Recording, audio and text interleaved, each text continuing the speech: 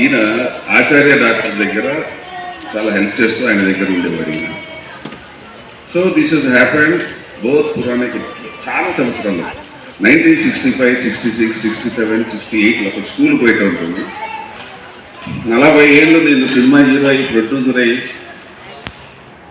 అయిన తర్వాత హైదరాబాద్ మెడ్రాస్ పోయి మెడ్రాస్ నుంచి మళ్ళీ వచ్చి 95లో హైదరాబాద్ వచ్చినాక జస్ట్ 2020లో 19లో ఒక దినం ఆయన వచ్చి నేను మాస్టర్జీ అన్నాడు. ఏమో మాస్టర్జీ అంటే ఎవరో అనుకున్నాను.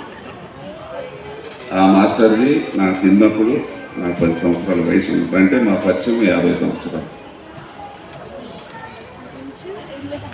ఈ 50 సంవత్సరాల్లో ఈరోజు నేను ప్రత్యేకంగా మేడ్చల్ నుంచి వచ్చాను. చాలా ఇంపార్టెంట్ పని మేడ్చల్ అంటే నా ఏరియా కుంపల్లి ఏరియా కాబట్టి నాకు అవినాభావ సంబంధం ఎక్కువ ఉంటుంది కాబట్టి చెప్పాను మాస్టర్జీ చాలా కష్టం, నేను రాలేను.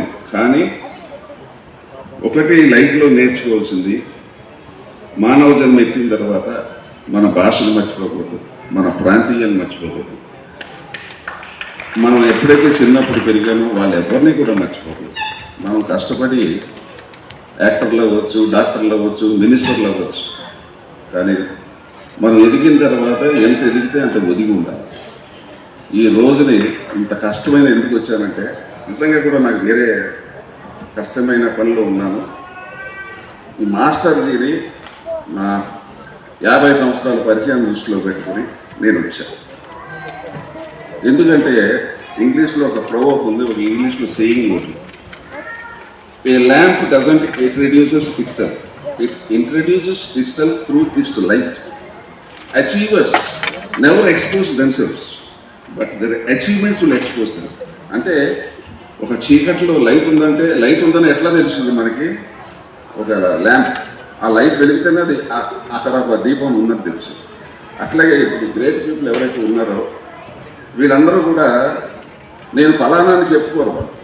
వాడు చేసిన అచీవ్మెంట్స్ వాళ్ళని ఇవాళ గుర్తిస్తారు. అట్లాగే మా మాస్టర్జీ ఆ రోజు ఏమీ కాదు, మామూలు మనిషి అయింది. నాకు తెలిసిన 10 సంవత్సరాల పిల్లగాడినప్పుడు మామూలు మనిషి. ఈ కవిత్వాలు ఇవన్నీ ఏం లేవు. మరి ఎక్కడి నుంచి వచ్చినాయో ఈ రోజుని ఈ యొక్క వీరి ఆధ్వర్యంలో ఒకసారి పట్టుకున్నాను. ఎందుకంటే నేను హరిబరిగా వచ్చా, కొద్దిగా పేర్లు గుర్తులేక చెప్తున్నాను. ఈ కళారంగ సభ 30వ వార్షికోత్సవం అది తెలంగాణ రాష్ట్ర భాషా సాంస్కృతిక శాఖ వారు నిర్వహించి వారు స్పాన్సర్ చేసి ఈ కళారంగ సభ వీళ్ళ 30వ వార్షికోత్సవంలో మా అంటే మానే మరి, ఎందుకంటే మరి అది చెప్పాలి కదా. మా మాస్టర్జీ గారికి ఈ రోజున విశ్వకవి అని గుర్తిస్తున్నారంటే ఇది ఈజ్ అన్ అచీవర్. ఆయన అచీవ్ చేశాడు, ఎన్నో కష్టాలు పడ్డాడు, ఏమేం చేశాడు ఏమో తెలియదు. ఈ రోజు మీరు అందరూ మాస్టర్జీ గొప్ప కవి అని అంటున్నారు, బట్ దాని వెనకాల ఆయన కృషి చాలా ఉంటుంది కదా. అదే కదా మనం నేర్చుకోవాల్సింది.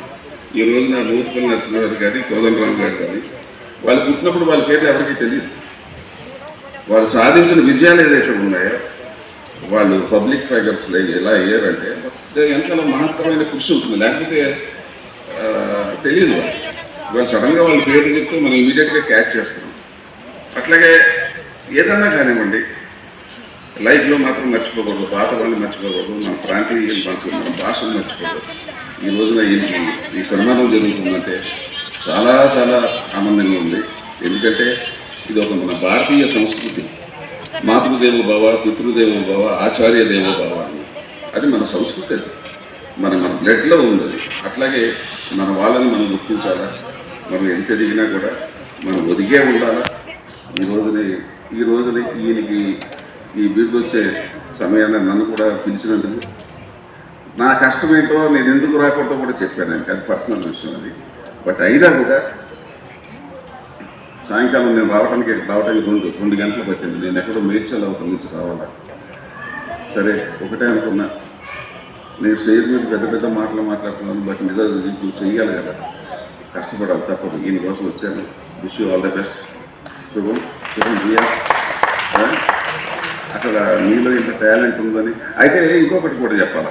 ఈయన నేను ఎట్లా కలిసామంటే, మా బొల్లారపోడు మా పిల్లగాడు మా శివకృష్ణ సినిమా యాక్టర్ అయ్యాడు, హీరో అయ్యాడు, ప్రొడ్యూసర్ అయ్యాడు అని తెలుసుకొని ఒక రోజుని ఫోన్ చేసి, సార్ మిమ్మల్ని కలవాలా, నేను మాస్టర్జీ అన్నాడు. మాస్టర్జీ అంటే ఎవరు? అప్పుడు ఈయన పేరు మాస్టర్జీ గారు. 50 ఏళ్ళు ఎప్పుడో చిన్నప్పుడు చూసిన, కానీ చిన్నప్పుడు బాగా ఎక్స్పెక్టెన్స్ ఉంది.